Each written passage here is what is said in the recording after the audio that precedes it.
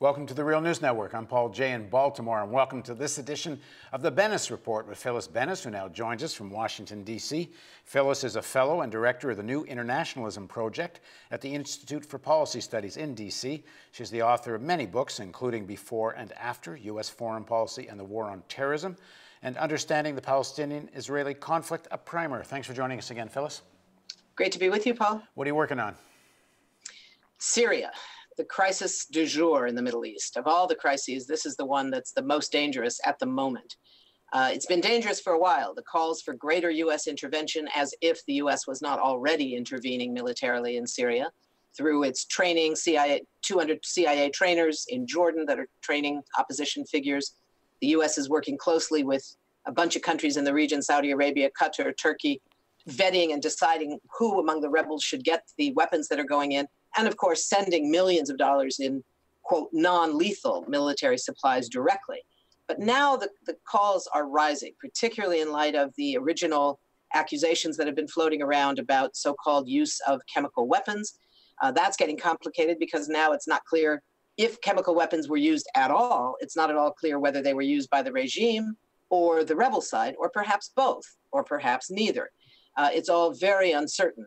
But without any certainty, the usual suspects, people like Senator John McCain and others, are still using that as a basis to call for much greater direct U.S. military intervention.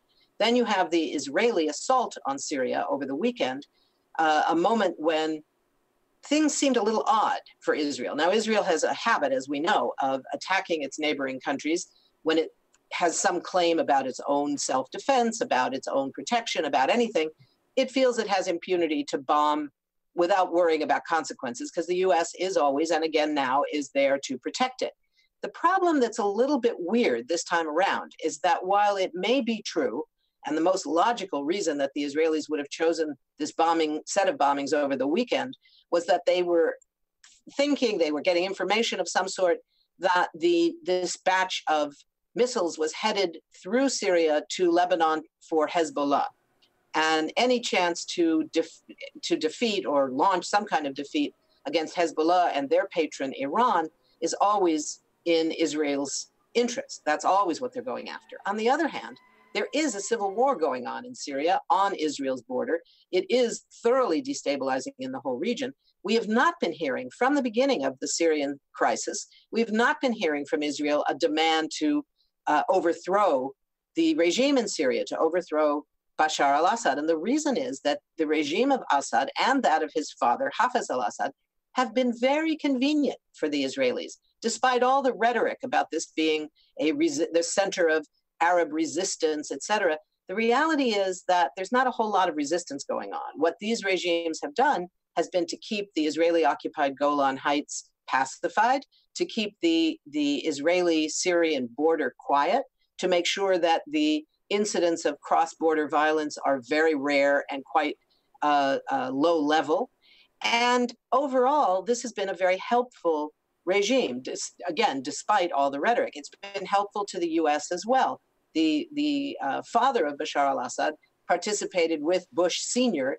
in participating directly in the attack on Iraq back in 1991 in Operation Desert Storm. The new Assad leader in Syria, the Bashar al-Assad, he has collaborated with the Bush administration to interrogate and torture prisoners that were sent to Syria by the U.S. in the context of the global war on terror.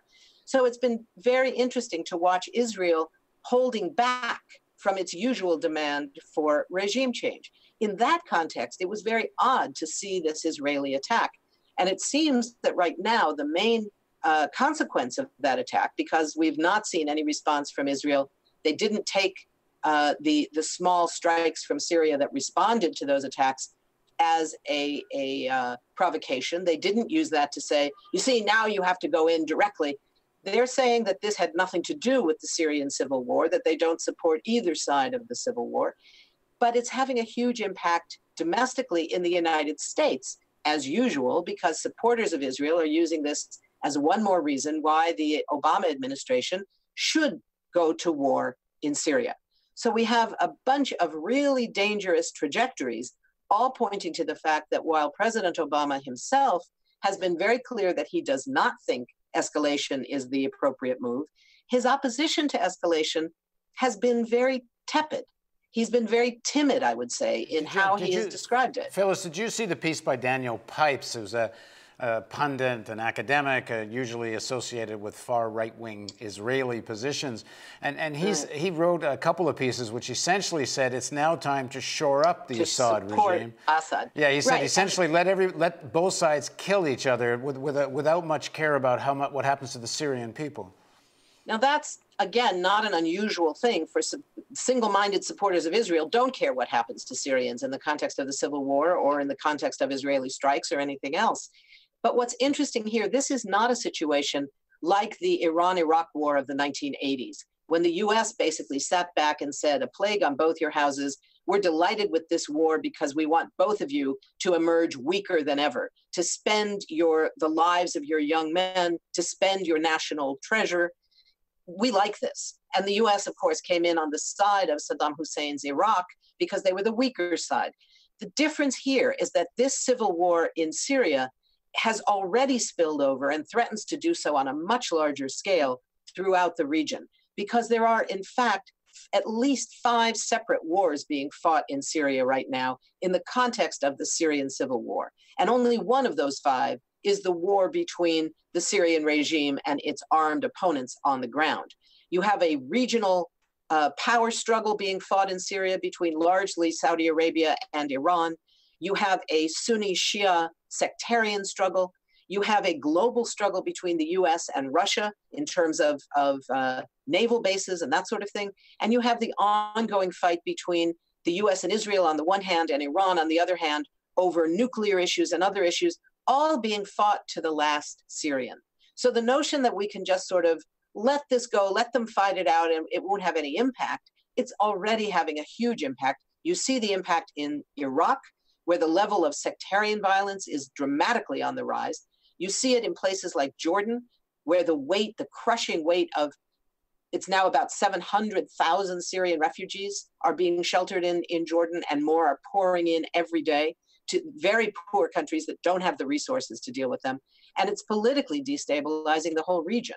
So if Pipes and other supporters of Israel think that this is going to be, as they like to put it, a cakewalk, we'll just stand back and watch Syrians kill each other, they are missing a great deal of what's going on the ground. Well, the other point here is that there's a humanitarian disaster of apocalyptic proportions going on in Iraq, in Syria, and in all this geopolitical strategizing and Pipes and others talking about let them kill each other and all the rest of the maneuverings and machinations. Tens and hundreds of thousands of people are refugees. I mean, thousands, tens of thousands have been killed. Millions. And there's no global voice here about the humanitarian disaster, and that something needs to be done about that part of this. There's been a huge humanitarian disaster, as you say. Now, there has been a major effort by UN agencies to raise huge amounts of additional money to pay for the cost of caring for these refugees. Much of that money has been pledged. Most of the pledges have not come through, a usual thing with UN pledge drives. This is a huge crisis. So even though the US is putting tens of millions of dollars into that humanitarian aid, it's not nearly enough to actually cover the cost. There are now 4.5 million Syrians who are internally displaced in their own country. There are as close to 1 million who are refugees over the borders. So it's a disastrous situation. And what we're facing is the absolute need for serious diplomacy to end this crisis. Now, the recent meetings in Moscow between Vladimir Putin, the Russian president, and Secretary of State Kerry have a little small amount of hope. The two sides agreed that they would both take responsibility to push their respective partners, as it were, on the ground in Syria to participate in some kind of diplomacy. What they have not moved towards yet is an agreement to stop sending arms. That needs to be the first thing. We need to ratchet down, not escalate the amount of arms. That means that the Russians have to be pushed to stop allowing and stop facilitating the arms sales and arms shipments to the regime. And the US has to demand that its allies stop sending US weapons, as they're doing now, to the rebel side. That's not going to be easy. But until that's underway, until the de-escalation is underway, there's no hope for looking at the humanitarian situation as anything other than a disaster. Well, thanks for joining us, Phyllis. Thank you. And thank you for joining us on the Real News Network.